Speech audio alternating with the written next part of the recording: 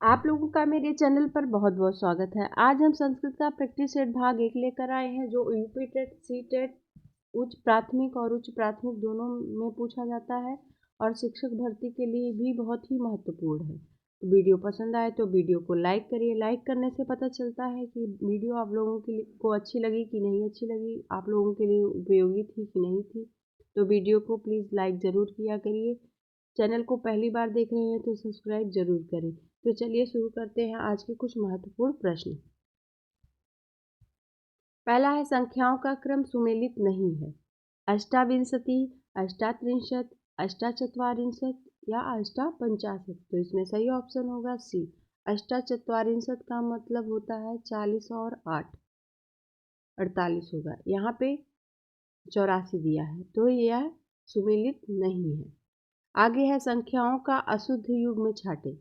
तो ऑप्शन है एकोनविंशति, एकोनत्रिंशत, एकोनचत्वारिंशत, एकोनपंचाशत।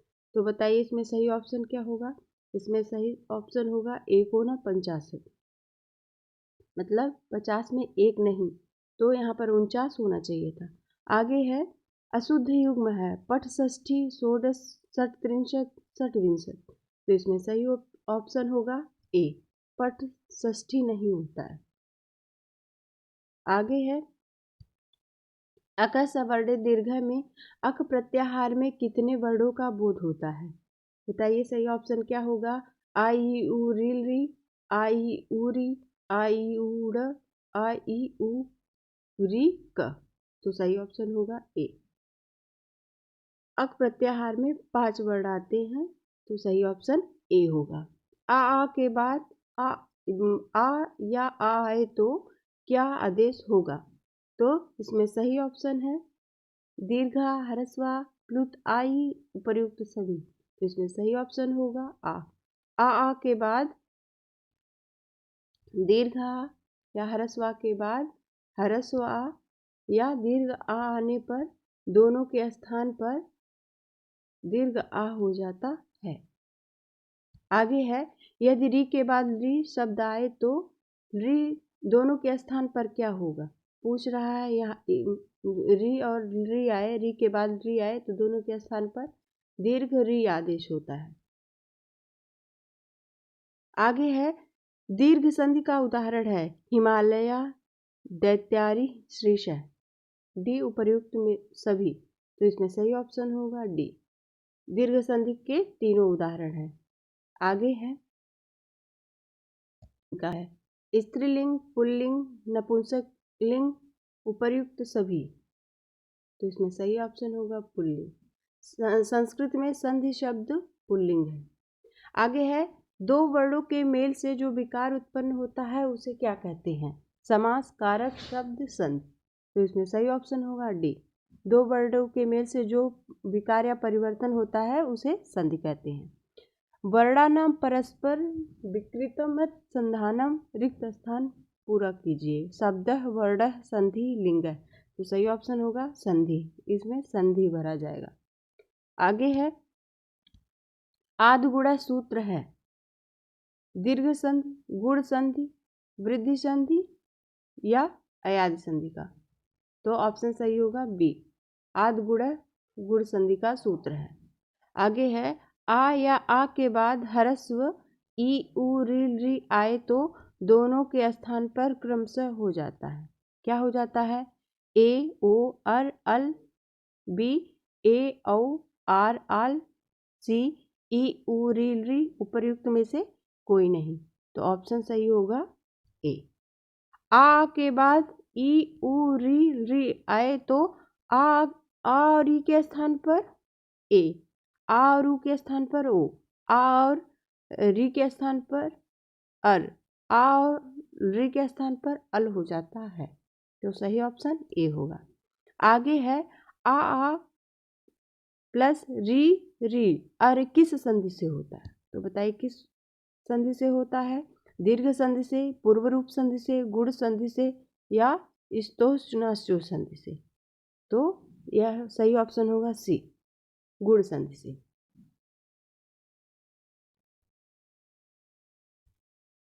आगे है, गुण संधि का उदाहरण नहीं है।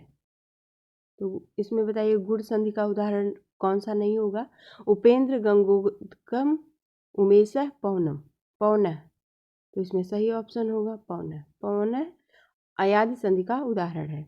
आगे है, निम्नलिखित में से किसमें आद्गुढ़ सूत्र से संधि है? सूर्योदय, ग्रीष्म ऋतु, गणेशः, उपर्युक्त सभी।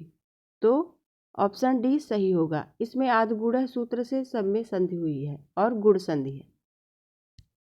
आगे है, सुप प्रत्ययों की संख्या कितनी है? तो बताइए कितनी है? सुप प्रत्ययों की संख्या कितनी है? तो 21 है कि 9 है कि 8 है कि 12 है? तो इसमें सही ऑप्शन होगा ए। सुप प्रत्यय 21 होते हैं। स्त्री प्रत्यय है ङीन, ती, ऊ, उपर्युक्त सभी। तो सही ऑप्शन होगा डी, उपर्युक्त सभी स्त्री प्रत्यय हैं। स्त्री प्रत्ययों में नहीं गिना जाता है टाप, ङीस, ङीप, सुप। तो सुप तद्धित प्रत्यय है, स्त्री प्रत्यय नहीं है। आगे है, शत्रुवद होता है आदेश, आगम, निमित्त, स्थानीय। तो शत्रुवद आदेश होता है। आगे मित्रवत होता है। मित्रवत क्या होता है? आदेश मित्रवत होता है कि आगम मित्रवत होता है, प्रत्यय की निमित्त? तो जब आदेश शत्रुवत होता है तो मित्रवत आगम होगा। तो ऑप्शन बी सही होगा। आगे है, पंचमाक्षरों ङ, ञ, ड़, न, म का अपने अपने वर्गों के अतिरिक्त उच्चारण स्थान होता है। कंठ, मूर्धा, दंत, नासिका। तो इसमें सही ऑप्शन क्या होगा? थोड़ा धीरे धीरे होगा, नासिका। आगे है, आयोगवाह अनुस्वार, विसर्ग, जिह्वा, मूली, उपधमानीय, ये 4 आयोगवाह है। वर्णों का क्रम उच्चारण स्थान होगा। तो अनुस्वार का क्या होगा? विसर्ग का क्या होगा? जिह्वा मूली का क्या होगा? उपधमानी का होगा। इसमें क्रम पूछ रहा है। तो अनुस्वार का होगा नासिका, विसर्ग का होगा कंठ, जिह्वा मूलिम का जिह्वा मूली, उपधमानी का ओष्ठ।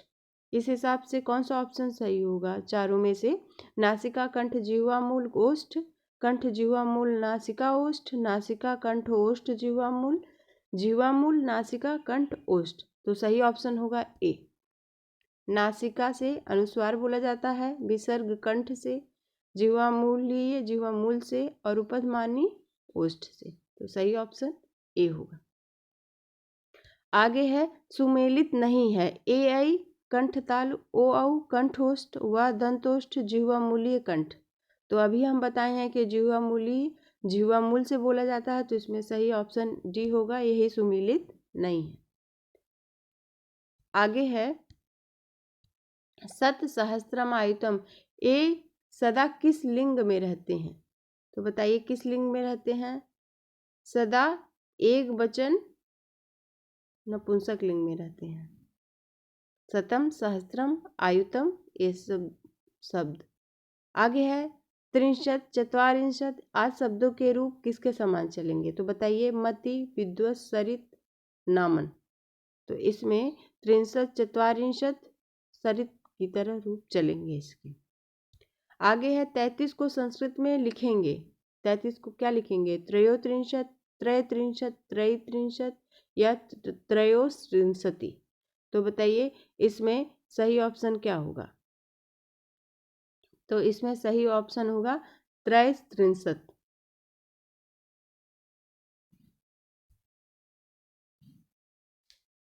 आगे त्रयोदश संख्या है 23, 13, 33, 3। तो त्रयोदश संख्या क्या होगी? 10 और 3 13। आगे है, 25 के लिए संस्कृत में शब्द है पंचदश, पंचविंशति, पंचत्रिंशत, पंचपंचाशत। तो सही इसमें ऑप्शन क्या होगा 25 के लिए? पंचविंशति। पंचदश 10 और 5 15, पंचत्रिंशत 30 और 5 35, पंचपंचाशत 5 और 50 और 5 55। तो पंचविंशत मतलब 20 और 5 25। तो सही ऑप्शन बी होगा। आगे है, निम्नलिखित में से अभ्यंतर प्रयत्न का भेद नहीं है। स्पृष्ट ईसत स्पृष्ट, समृत, विवृत, ईषद विवृत और नाद। तो ऑप्शन क्या सही होगा? तो सही ऑप्शन क्या होगा? नाद। आगे है निम्नलिखित में से अभ्यंतर प्रयत्न है विवृत, स्पृष्ट, समृत, उपर्युक्त सभी। तो अभ्यंतर प्रयत्न कौन कौन से होते हैं? स्पृष्ट, ईसत स्पृष्ट, विवृत, ईसद विवृत, समृत। तो इसमें सारे आ रहे हैं स्पृष्ट, विवृत और समृत। तो उपर्युक्त सभी ऑप्शन सही होगा। अभ्यंतर प्रयत्न तीनों हैं।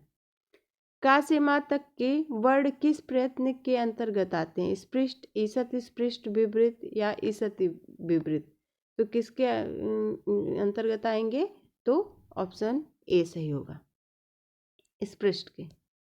आगे है मुख के जिस भाग से जिस वर्ण का उच्चारण किया जाता है वही उस वर्ण का उच्चारण स्थान होता है। तो पहला ऑप्शन है प्रयत्न स्थान, उच्चारण स्थान, सी सवर्णी, डी मुख स्थान। तो बताइए क्या होगा इसमें? वह उसका उच्चारण स्थान कहा जाता है। बी ऑप्शन सही होगा। पाणिनीय शिक्षा के अनुसार संस्कृत वर्णमाला में उच्चारण स्थानों की संख्या है 6, 7, 8, 9। तो ऑप्शन सही होगा सी। अष्टौ उच्चारण स्थानानि है। देखिए ए दिया गया है अष्टौ स्थानानि वर्णानामुरः कंठः शिरस्तथा जिह्वामूलं च दन्तश्च नासिकाष्ठौ च तालु च। यह लक्षण किसका है?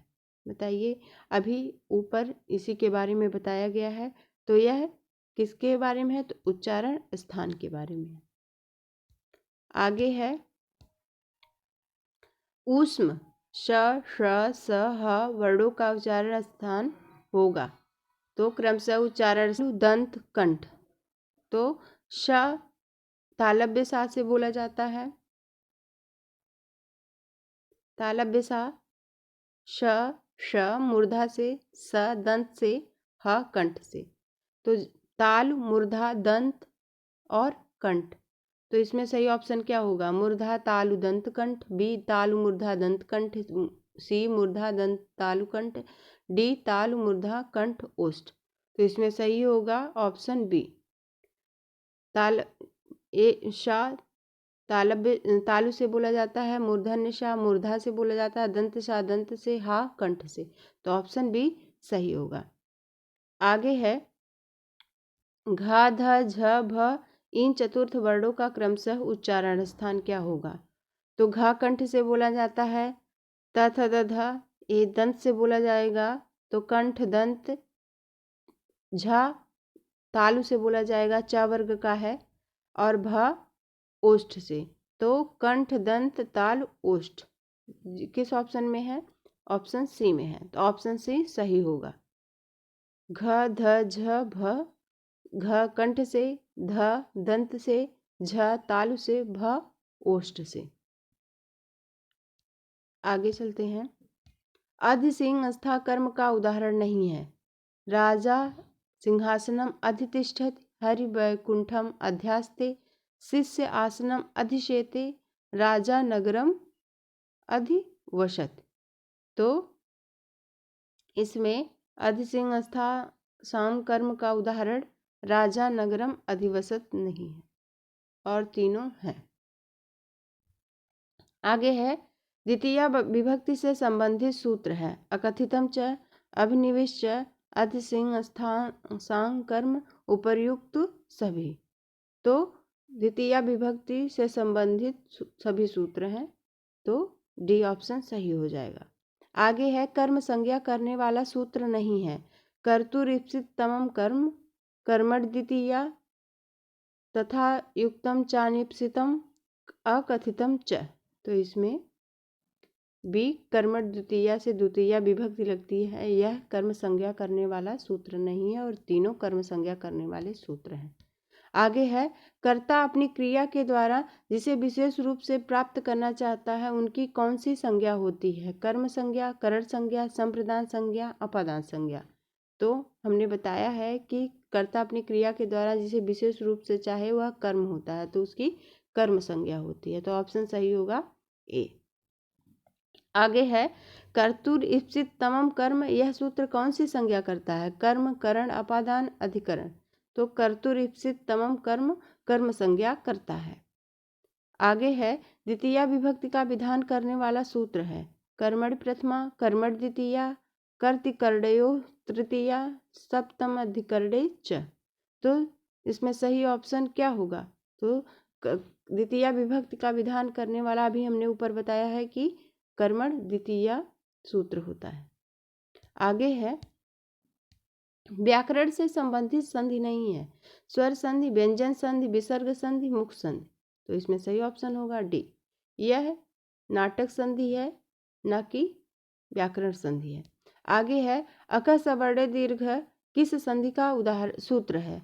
दीर्घ संधि, गुण संधि, वृद्धि संधि, अयादि संधि। तो अक सवर्ण दीर्घ संधि का सूत्र है। आगे है वर्णों के उच्चारण करने की चेष्टा को कहते हैं स्पष्ट, उच्चारण, विवृत, प्रयत्न। तो वर्णों के उच्चारण करने की चेष्टा को प्रयत्न कहते हैं। आगे है प्रयत्न कितने प्रकार के माने गए हैं? 2, 3, 4 या 5। तो प्रयत्न 2 माने गए हैं। यत्नो द्विधा अभ्यंतरो बाह्यश्च। आगे है अभ्यंतर एवं बाह्य, यह किसके भेद माने जाते हैं? स्वरों के, व्यंजनों के, उच्चारण स्थानों के, प्रयत्नों के। तो अभ्यंतर एवं बाह्य प्रयत्नों के भेद माने जाते हैं। आगे है कौन सा वर्ण मूर्धा से उच्चरित होता है? अकार, उकार, शकार, शकार। तो ऑप्शन सही होगा डी। स्रोत है ऋतु रसाणाम मूर्धा। तो श किससे उच्चारित होता है? मूर्धा से। तो सही ऑप्शन होगा शकार। ई का उच्चारण स्थान क्या है? कंठ, ताल, मूर्धा, दंत। तो ईचु यशानाम तालु। तो बी ऑप्शन सही होगा। आगे है अनुनासिक वर्णों का उच्चारण किससे होता है?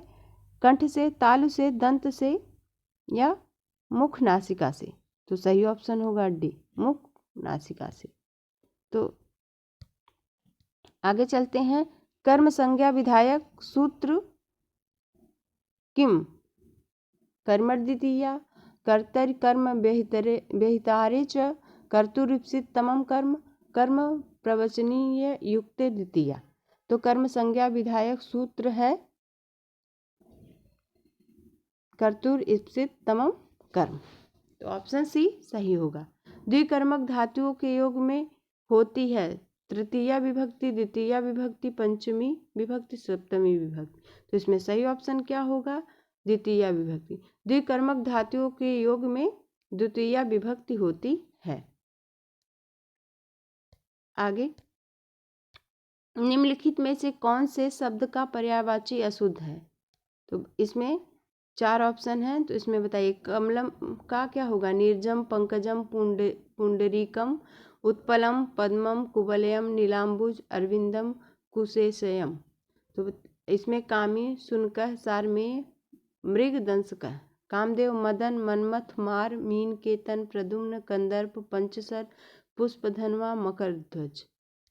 कोकिल का वनप्रिय, परभृत, कोकिला, पिकह, परभृतिका। तो इसमें सही ऑप्शन होगा कामिका। कामिका ये सब जो है पर्यायवाची नहीं है। और कमल का, कामदेव का, कोकिल का पर्यायवाची ये सब है। तो ऑप्शन सी सही होगा। इसमें अशुद्ध युग्म पूछ रहा था। आगे है अश्व का पर्यायवाची है घोटक, तुरग, वाजी, वाह, अरवा, गंधर्व है, सैंधव, सद्र। तो इसमें सही ऑप्शन होगा डी, उपर्युक्त सभी। ये थे आज के महत्वपूर्ण प्रश्नों की श्रृंखला। वीडियो पसंद आए तो वीडियो को लाइक, शेयर और चैनल को सब्सक्राइब जरूर करें। धन्यवाद।